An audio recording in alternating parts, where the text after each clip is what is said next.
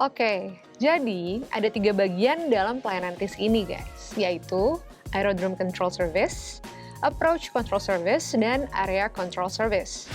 Saat itu, orang mulai sadar tuh bahwa pesawat terbang memiliki potensi keuntungan dan komersil. Dari situ, terbentuklah beberapa perusahaan penerbang komersial. Di akhir tahun 1920, sudah ada sejumlah perusahaan penerbangan komersil di Eropa, seperti KLM di Belanda, 2 perusahaan penerbang di Perancis, 1 di Belgia, dan 8 di Inggris.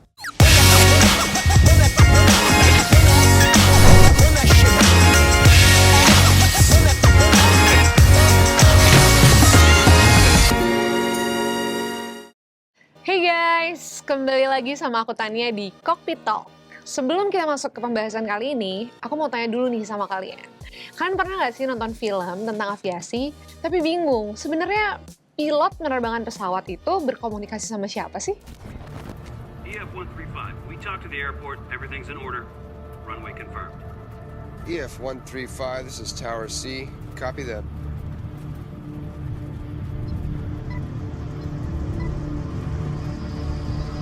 X-112, X-112, X-112, do you copy?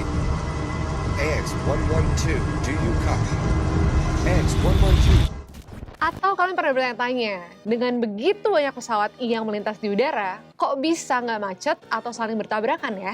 Nah, di video kali ini aku akan jawab semua rasa penasaran kalian tadi. So, buckle up your seatbelt because we're ready for takeoff. Oh ya guys, sebelum kita masuk ke topik pembahasan hari ini, teman-teman juga bisa cek video aku yang sebelumnya yang membahas mengenai apa itu menara ATC ya. Nah, di video kali ini kita kenalan yuk dengan salah satu profesi yang berperan besar bagi keselamatan penerbangan sekaligus penumpangnya, yaitu pemandu lalu lintas udara atau Air Traffic Controller, atau yang biasa dikenal dengan istilah ATC. Jadi, ketika menerbangkan pesawat, pilot akan selalu berkomunikasi dengan ATC guys. Kenapa sih harus begitu? Karena mereka adalah staf profesional yang bertugas sebagai pengawas dan pemandu lalu lintas udara, mulai dari memandu pilot selama proses take-off dan landing, memastikan kondisi cuaca aman, hingga membantu pilot dalam menghandle kondisi darurat. Oke, jadi ada 3 bagian dalam pelayanan TIS ini guys, yaitu Aerodrome Control Service, Approach Control Service, dan Area Control Service. Adapun tugas dari Aerodrome Control Service, yaitu mengatur lalu lintas pesawat ketika di darat. Nah, merekalah yang memberikan izin terbang, parkir, ataupun mendarat. Nama lain dari peran ini adalah Tower Controller. Karena umumnya mereka bertugas di sebuah menara sehingga dapat melihat dengan jelas keseluruhan lapangan terbang. Jadi misalnya gini, ada 2 pesawat yang mau lepas landas dan ada 2 pesawat yang mau mendarat. ATC nggak bisa mendaratkan atau menerbangkan pesawat dengan sesuka hati guys. Semua itu ada SOP-nya ya. Semisal landasan hanya bisa mendaratkan 1 pesawat, petugas ATC akan mendaratkan 1 pesawat ke landasan dan yang lainnya diminta untuk antri menunggu. Nah, itu dia tugas ATC untuk mengatur lalu lintas pesawat di darat. Terus kalau pesawatnya udah mengendara, gimana? Nah, bagian ini akan diambil oleh Approach Control Service guys, yang bertugas untuk mengatur ketinggian pesawat dan pemisah di atas ketinggian 4.000 hingga 24.500 kaki. Sementara dari ketinggian 24.500 sampai 60.000 kaki menjadi tanggung jawab dari Area Control Service. Biasanya, petugas ATC juga akan memberikan instruksi nih kepada pilot untuk mengatur separasi atau jarak aman antar pesawat, yang secara horizontal dikisarkan 10 km. Jika dirasa posisi antar pesawat tidak pada jarak yang aman, maka petugas ATC akan memberikan instruksi kepada pilot untuk mengurangi kecepatan pesawat. Kalau pembatasan kecepatan masih dirasa belum cukup, maka ATC akan mengarahkan pesawat untuk berbelok sedikit ke kanan atau ke kiri, guys. Semua hal itu dilakukan agar tercipta jarak yang cukup aman antar kedua pesawat. Jika jarak sudah aman, maka posisi pesawat akan dikembalikan ke rute awal. Namun, kalau dirasa masih belum aman juga nih jarak antar pesawatnya, jalan terakhir adalah pesawat akan dibuat berputar-putar di udara atau yang biasa disebut dengan holding. Nah, di posisi holding ini nggak boleh ada dua pesawat di ketinggian yang sama ya guys. Harus ada jarak vertikal yaitu 1000 kaki antara pesawat. Dan posisi holding ini juga berada di titik yang sudah ditentukan oleh petugas ATC. Itu semua dilakukan bertujuan untuk menghindari kecelakaan, seperti tabrakan antar pesawat, baik di darat maupun di udara. Sehingga sebuah pesawat nggak boleh tuh melakukan aktivitas ataupun pergerakan tanpa seizin ATC. Jadi ibaratnya nih, kalau Polantas mengatur lalu lintas di darat, sementara di udara diatur oleh petugas ATC. Selain itu, ATC juga berperan penting dalam menjaga kedaulatan wilayah udara sebuah negara loh guys.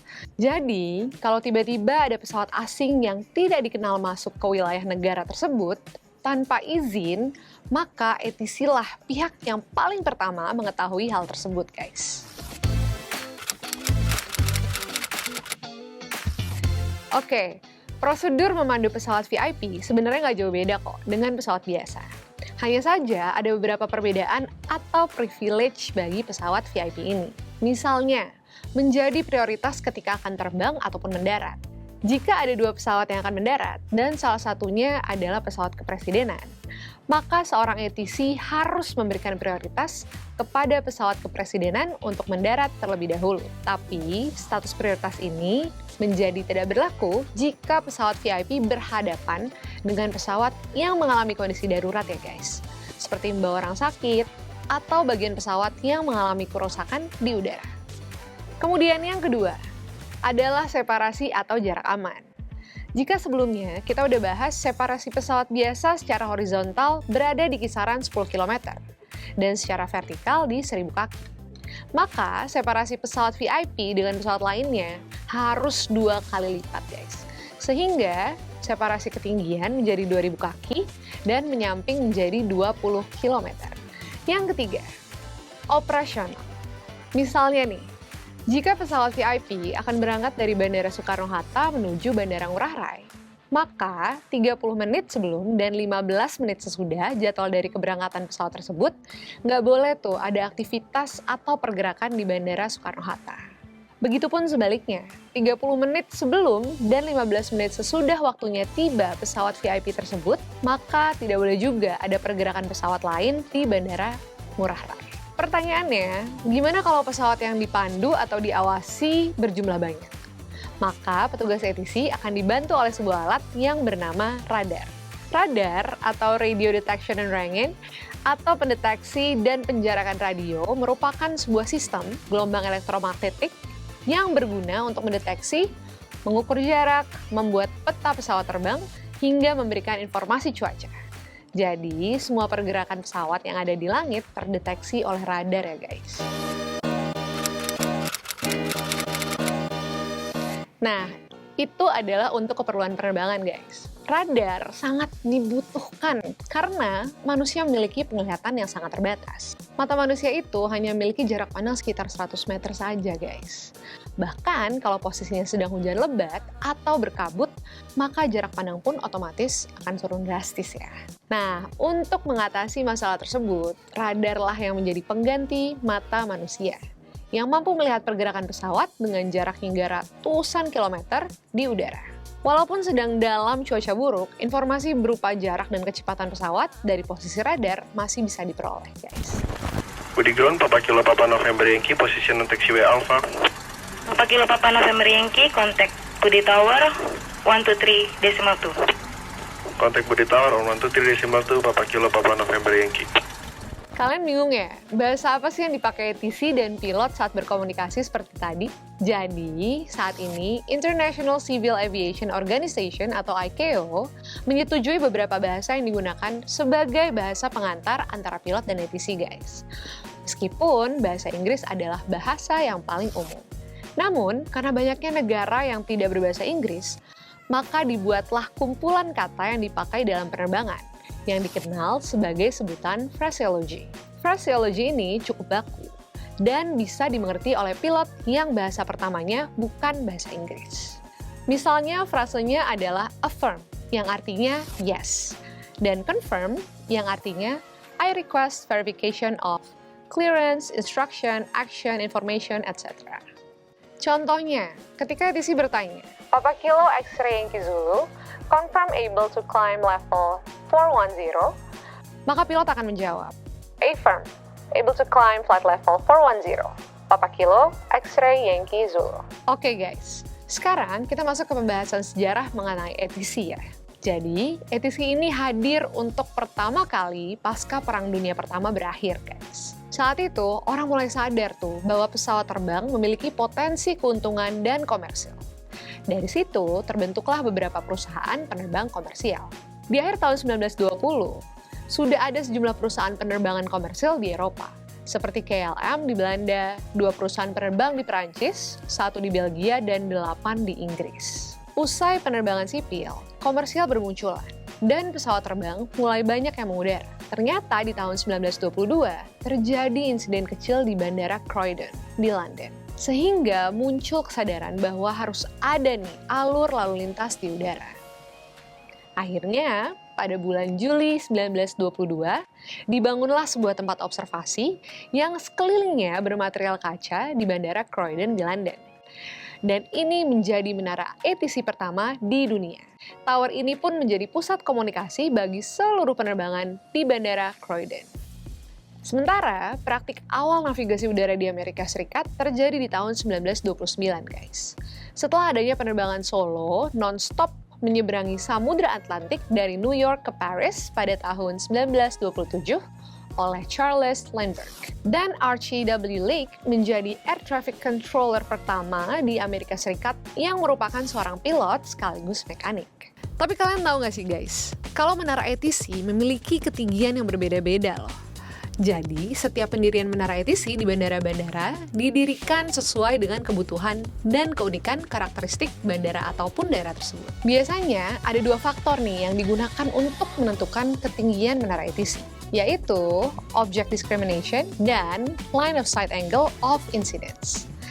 Keduanya itu menghitung pengaruh ketinggian menara pada persepsi jarak pengatur lalu lintas udara, guys. Ketinggian menara ATC harus diperhitungkan berdasarkan posisinya di bandara ya, dan pengaruhnya terhadap orientasi ruang seluas 360 derajat sekeliling, sudut pandang bawah dan atas, pandangan ke ujung landasan, posisi pendaratan pesawat, area pergerakan dan non-pergerakan di bandara, dan yang terpenting, nggak boleh terhalang oleh apapun.